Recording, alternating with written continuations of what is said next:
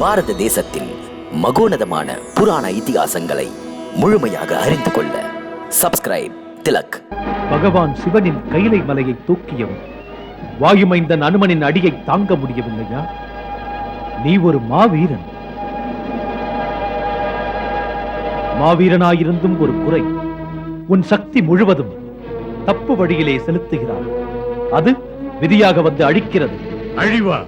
யாருக்கு அழிவு? எனக்கா அல்லது உனக்கா? உனக்கு.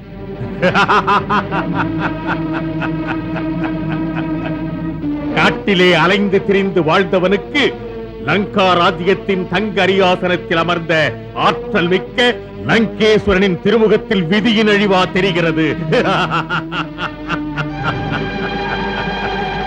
ராமா, உன் பேச்சை கேட்டு மயங்குகின்ற அந்த அறிவுகட்ட மந்திரிகளிடம் சொல், உன் பேச்சு செல்லும், என்னிடம் செல்லாது.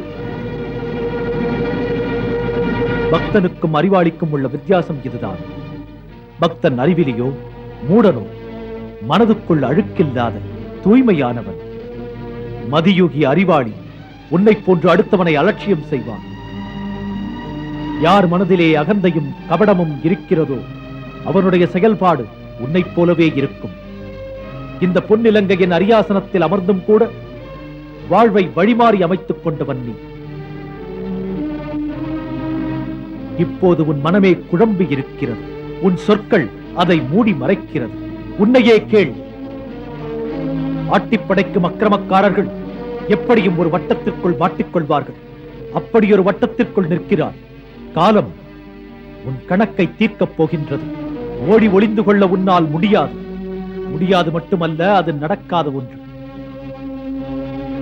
ஆடி அடங்கப் போகும் நேரம் இது. இறுதிக் காலம் வந்துவிட்டது. உன் பாவங்கள் ஒன்றாகச் சேர்ந்து அமைதியற்றவனாக உன்னை ஆக்கிவிட்டது. அதெல்லாம் உன்னை தாக்குகின்ற நேரம். பாவச்சுமை உன்னை அழுத்தும், தலை தூக்க விடாது. உள்ளுணர்வு குத்துவதால் ஏதேதோ உளறுகிறார். இது உன் பெருமையை சிறுமையாக்கிவிடும்.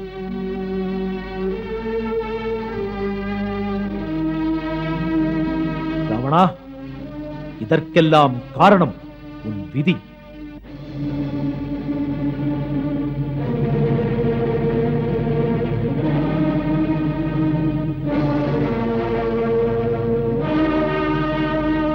ராமா, என் எதிரில் நின்று நீ வீரமொழி பேசுகிறாய். பேசி பேசி என்னை மிரட்டலாம் என்று நினைக்காதே. நீ ஏதோ ஒரு ராஜசபை முன் பேச்சரங்கம் நடத்துவது போல, மெத்த படித்த மேதைகளைப் போல பேச்சுத்திறனை காட்டுகிறாய். உனக்கு வீரம் இருந்தால் வில்லெடுத்து வளைத்து என்னுடன் பேசு, சொல்லெடுத்தல்ல. உன் முதுகிலே அம்புரா துணியை கட்டிக் கொண்டிருக்கிறாயே, அது வெறும் ஒரு விளையாட்டு பொருள் அல்ல. அது வீரத்தை காட்டும் அளவுகோல். அறிவாய்.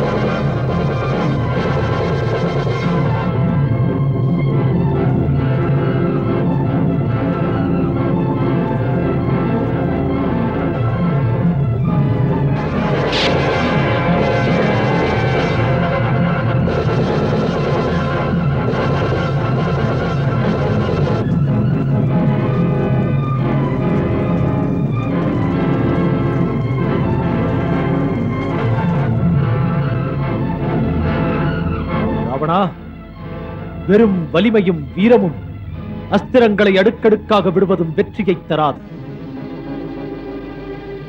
யுத்தத்தில் ஜெயிக்க தர்மம், நேர்மையான எண்ணங்கள் மிகவும் தேவை. நீயும் லக்ஷ்மணனிடம் சொன்னாய், நேர்மையெல்லாம் இங்கே நீ பார்க்கக்கூடாது என்று. நேர்மைதான் எங்களுடைய உயிர் மூச்சு. உன் போன்ற நிலையில் ஆயுதமின்றி நிற்பவனை எப்போதும் தாக்கியதில்லை. இதுதான் ரகுவம்சத்தின் வீரம்.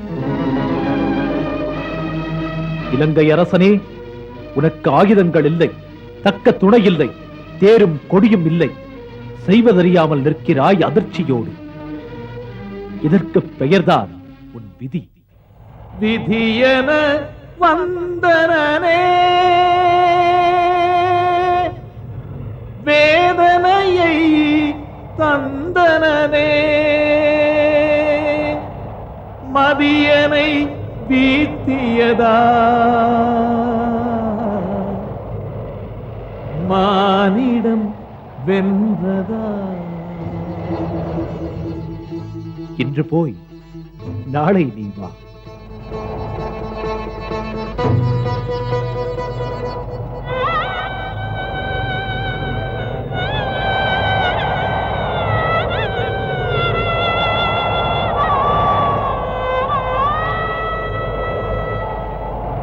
இன்று போய் நாளை வாயன இவன் என்னை ஏவினனே.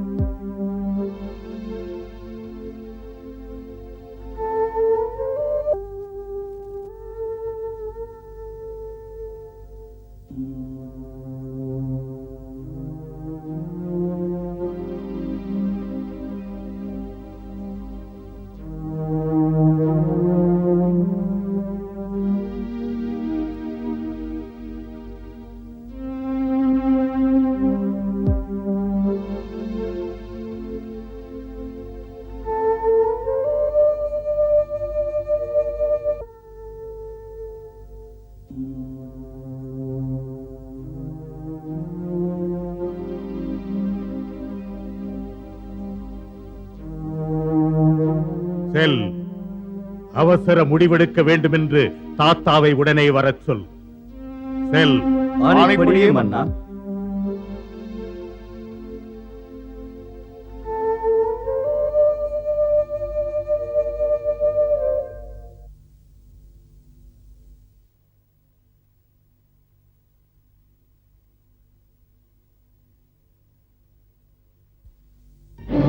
இந்த யுத்தமே ராட்சச சக்திகள் எல்லாம் சேர்ந்து இணைந்து சந்திக்க வேண்டியது.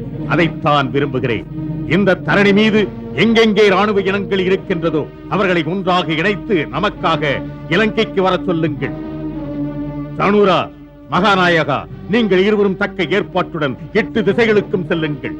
எல்லா திசைகளிலும் கடுமையான மலைப்பகுதியிலும் பாதாளத்தின் ஆழத்திற்கும் சக்கரவாக மலைக்கு மேலே விரிந்து சிதறி கிடக்கின்ற ராட்சச சக்திகளை சந்தித்து அவர்களுக்கு லங்கேஸ்வரனின் அழைப்பினை சொல்லுங்கள். இன்று எங்கும் உள்ள ராட்சச ஜாதிக்கு மான மரண பிரச்சனை. இன்று அசுர சக்திகள் இந்த வானர சக்திகளை மோதி மிதித்து அழிக்க வேண்டும். நம் எதிரிகள் எவனையும் இங்கே வாழவிடக் கூடாது. ஆகையால் யுத்தத்திற்காக ஆயத்த நிலையில் நமது இனம் அனைத்தும் இலங்காபுரிக்கு வர வேண்டியது. போங்கள். உங்கள் ஆணைப்படியே மன்னா.